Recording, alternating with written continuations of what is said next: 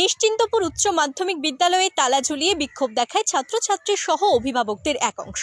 হরিহরপাড়া থানার নিশ্চিন্তপুর উচ্চ মাধ্যমিক বিদ্যালয়ের ঘটনা। আজ বৃহস্পতিবার 2টো নাগাদ নিশ্চিন্তপুর স্কুলে শিক্ষকদের তালাবন্দি করে বিক্ষোভ দেখায় অভিভাবকদের একাংশ। অভিযোগ, নিয়মিত প্রধান শিক্ষক স্কুলে আসেন না।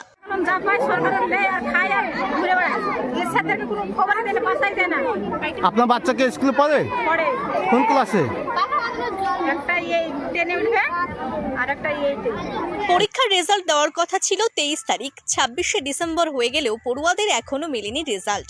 এছাড়াও ভর্তির ফিস দিয়ে ছাত্রছাত্রীরা ভর্তি হলেও কোনো রসিদ দেওয়া হয় না, এমনটাই অভিযোগ তুলে স্কুলের মধ্যে তালাবন্ধ করে রাখেন শিক্ষকদের।